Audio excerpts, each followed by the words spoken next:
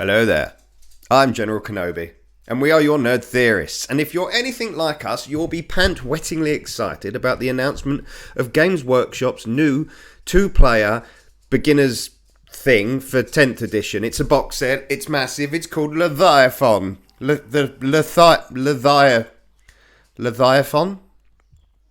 Yes. It's called Leviathan. Google it, right? So it's a two-player box set and it's very exciting. And it is obviously the Space Marines because it's always the Space Marines. But this time they're going up against the nasty little buggers that are the Tyranids. 47 of them to be exact, which is a hell of a lot of models. Now with 10th edition coming out, there are going to be a lot of new players and there's going to be a lot of old players that are moving on to 10th edition. This box is going to sell like hotcakes. And a lot of people collect Space Marines because, let's face it, Games Workshop prefer people that collect Space Marines, which is why they keep releasing new models. But there are going to be people that want to play the Tyranids, and 47 is a lot of models to get on the battlefield. So we thought, here at the Nerd Theorists, we would give you a speed painting tutorial for your nids. Basically, get them on the battlefield as quick as possible, but still looking quite nice. So join me now as I speed paint some insects.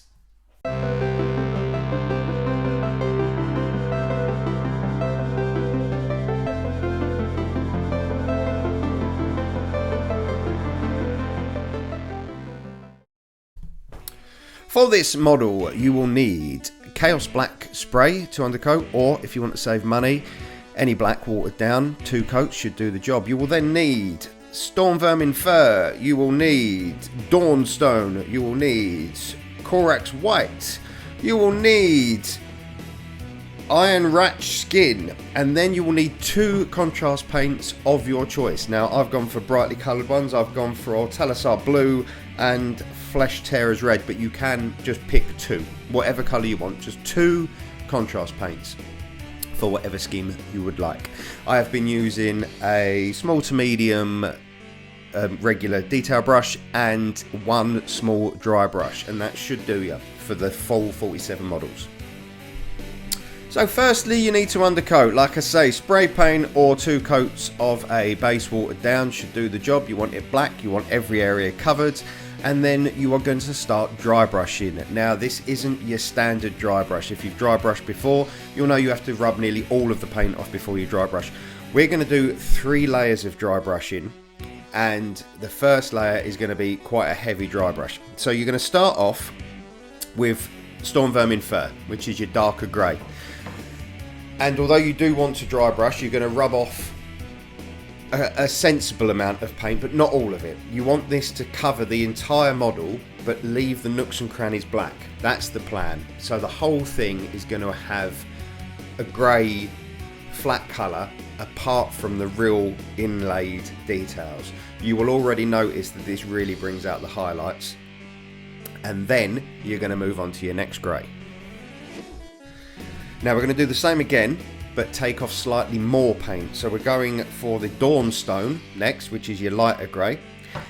And again, dry brush, rub off a lot of the paint, more than the first time, but not as much as you would do when you normally dry brush. I've tried to show on the camera, rubbing it on the back of my hand to show you how much is left. If you rub off too much, it's not the end of the world. Better to rub off too much than too little, because you can always go back and put some more on. Give that a coating again. The idea behind this is that you're leaving some of the storm vermin visible, but the more raised areas are going to be lighter. You should really notice now that you're getting some real highlights and shadows on your model. And your last little bit of dry brushing is going to be Corax White. Now this is your proper dry brush. Rub off nearly everything. You want to be hardly seeing any pigment on your hand at all when you're rubbing the paint off, and this is focused on the top of the model where the light's going to catch it the most. Don't worry about the bottom, just the top of the head, top of the shoulders, the carapace, just the very highest areas that are going to catch the most light. Now you should have a relatively well shaded model, and the next bit is to pick out some of the details. Not a great deal. You're going to be using your off-white. I've been using Iron Ratch Skin, which is a sort of dirty greeny white, and you're going to use that to pick out the teeth, the eyes, and the bullets of the weird bio gun thing that they carry.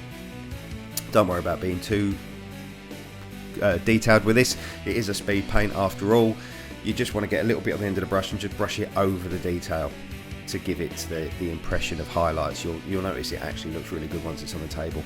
Nobody's going to be picking your models up and looking closely, and if they do, tell them to put it down. Say move on. Not your model. Now it's time for the contrast paints. Now the idea behind this is that they are relatively transparent. You can see through them, so all the shading will show.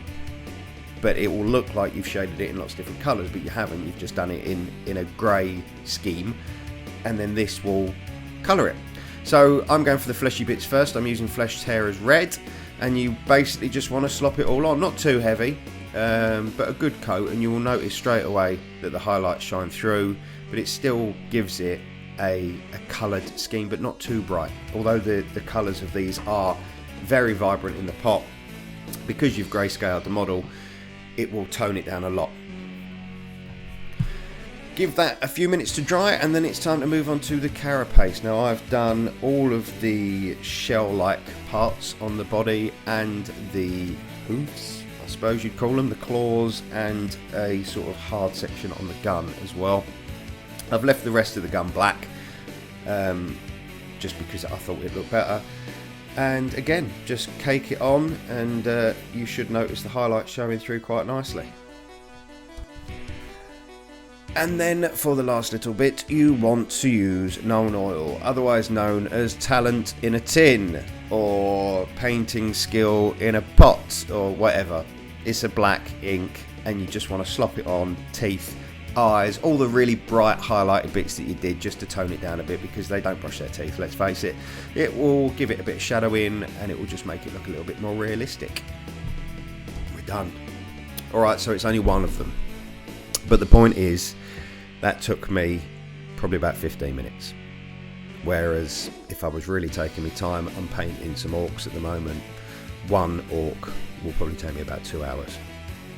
So you can bang these little buggers out, and as you can see, now it's dry, it really isn't as vibrant as the paints that I used, because let's face it, they're not going to be clean.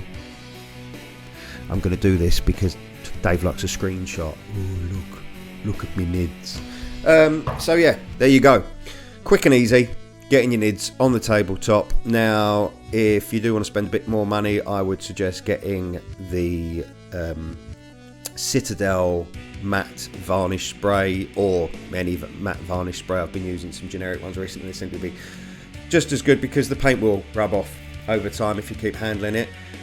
But if you're new to the game and you're not sure you're going to continue, don't spend a fortune. You've spent enough on the Leviathan box already. Said it right that time.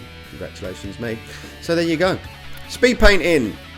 If there's any other models that you want me to speed paint, although that technique will work on nearly anything biological, skin, orc skin and stuff like that, that technique will work. Doesn't work that well when it comes to man-made objects like armour, but for bodies, top notch. So thank you for watching. I'm going to burp now. Have a lovely day, and like and subscribe our videos, because we can't afford to eat. Poor us. And I want a new car. Love you long time. Have a great day. We're your Nerd Theorists. Stay nerdy.